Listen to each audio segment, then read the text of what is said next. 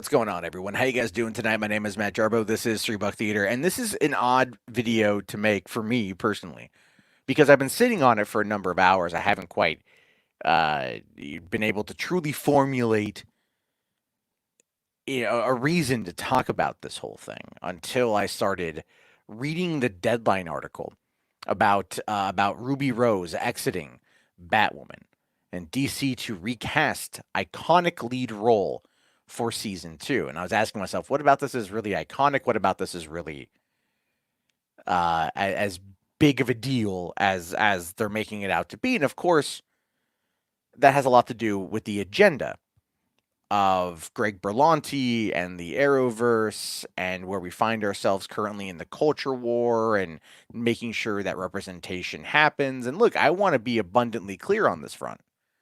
Representation matters. I firmly, fervently, 100% believe that.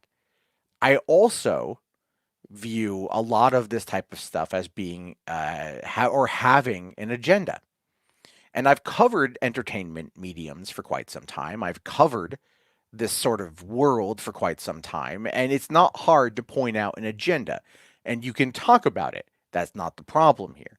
The problem, though, is when it becomes too apparent, when you can now see it for what it is, and that ultimately ends up putting them in this kind of situation. So let's dive in to the article here, shall we? Let's take a quick look here. So, this is a shocker. Ruby Rose, the star of CW's freshman drama series Batwoman, is leaving Warner Brothers. After one season, the series, which already has been renewed for a second season, will continue with the title role getting recast. Saying here, I've made the difficult decision to not return to Batwoman next season. This was not a decision I made lightly, as I have the utmost respect for the cast, crew, and everyone involved in the show in both Vancouver and Los Angeles. Now, neither Rose nor the producers would speak to the reasons for her exit so early in the series' life. Those sources indicated that it's not related to the stunt injury she sustained during filming of season one, which left her facing paralysis and needing emergency surgery. Now, look, my initial take on this was actually that yes, this was a big issue. The accident on set, the near paralysis or the fear of paralysis, needing the emergency surgery, Ruby Rose being kind of at the top of her game, if you think about it, coming off of Orange is the New Black and John Wick Chapter 2 and a bunch of other projects to come into this iconic role. Yeah, that would be something that I think would make anyone kind of freak out. And maybe the situation currently with the pandemic is causing her to look at her life and ask herself what her priorities are. But I could actually be wrong on that one because the article does actually go on to kind of break a bit more of that down. Now, according to the Deadline author here, I hear the two sides mutually agreed to part ways after recently reflecting on the first season and its challenges. Shot in Vancouver, Batwoman produced 20 episodes of his 22-episode season one, cut short by the pandemic, with the makeshift season finale airing this past Sunday. Doing a network drama is one of the hardest acting jobs, and not everyone is well equipped to handle the intensity or long hours involved. I hear Rose, whose most extensive previous TV gig was a 9-episode arc on Orange is the New Black, was not happy, and the show's team was not happy to the point where no one could see this going for another season. It was not a good fit, and the studio and the star opted to part ways. Now that is interesting, isn't it? Where they made sure that when they cast Batwoman, when they put the actress in the role, that they wanted to make sure that because the character was LGBT, that they wanted to have an LGBT actress portray her in order to make sure that there was representation. Greg Berlanti himself is homosexual, and that's perfectly fine. Again, I'm not criticizing any of that at all, but that was the agenda that they put forward. That's the agenda that they wanted. And again, perfectly fine. It works out just well. It works out okay. It worked out well with Ruby Rose because Ruby Rose definitely is, an up and coming actress, being in a few action roles and doing some TV and being LGBT herself. It definitely made a lot of sense to put her in the role.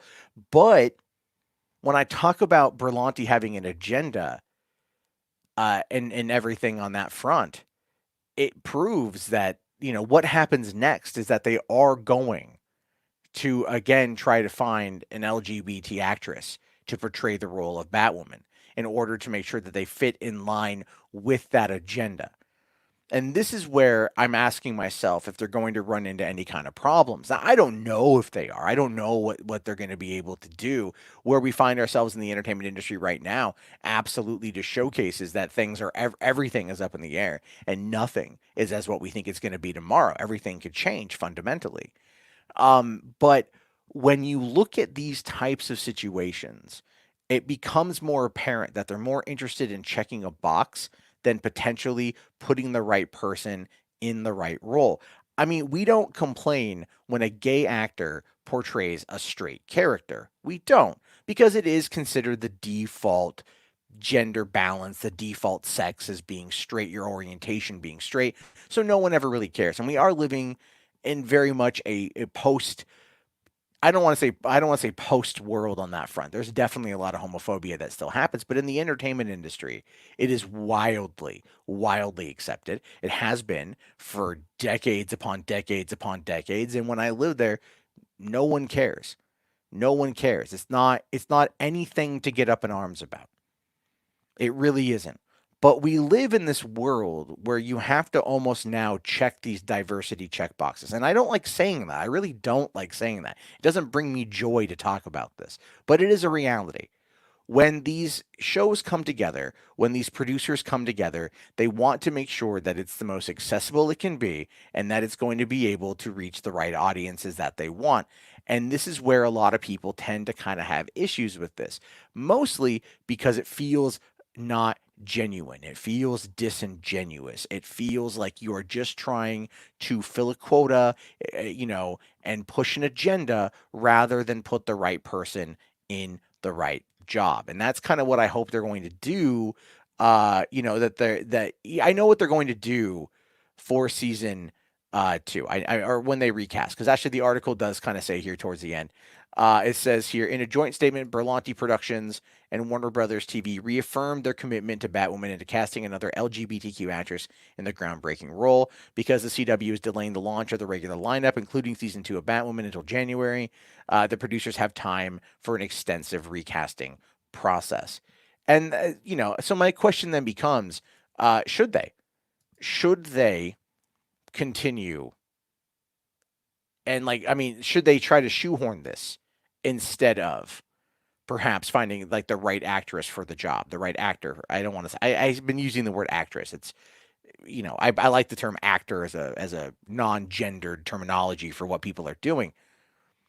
And that's kind of where I find myself when I look at this story. I just look at it now as being more of an agenda push rather than being trying to put the right person in the job. Now, if they're able to line those two things up, by all means, do it. I'm interested to see. I didn't hate Batwoman. I saw the pilot at Comic Con. I kind of enjoyed it.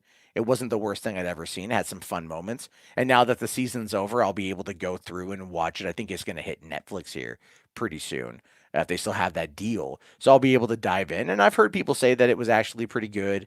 It got better towards this as the season went on, and they really enjoyed Ruby Rose in the role. But it's very clear that a lot wasn't really working on the show, and it's possible that Ruby Rose herself is very difficult to work with, and I've heard some things on that front as well.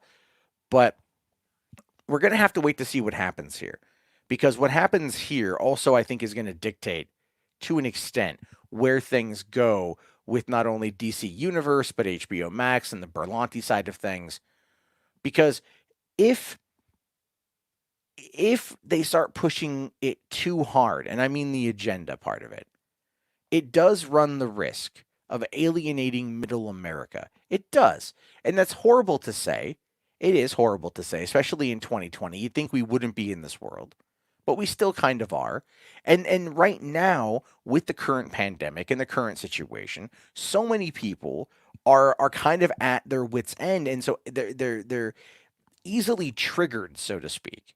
And in that regard, being so easily triggered, it can spark something that can have a backfire effect that shouldn't be there. I don't know. I'm spitballing here as I'm talking. It's late.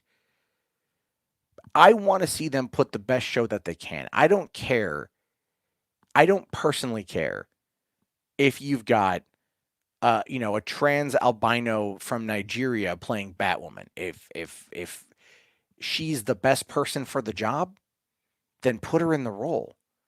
And at the end of the day, that's what fans want. Fans just want there to be the best person in the role. And with Berlanti saying, "Oh, we have an agenda. We're still looking to push that agenda," it can rub some people the wrong way, which is why I just wanted to talk about this for a few. Anyway, I want to hear you guys' thoughts on this one. Am I overthinking this? And it's possible I'm overthinking this. It is. It's entirely, I'll fully admit it. I could be overthinking this.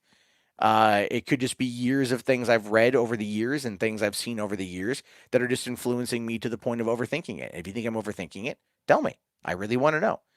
But I also want to hear your thoughts. I want to hear your opinions on this one, and we'll talk more about it soon. We'll do a live stream. We'll bring it up in a live stream. We'll talk about it more, and I'll talk to everybody later. Thank you again for watching. Have yourself a great day, and peace out.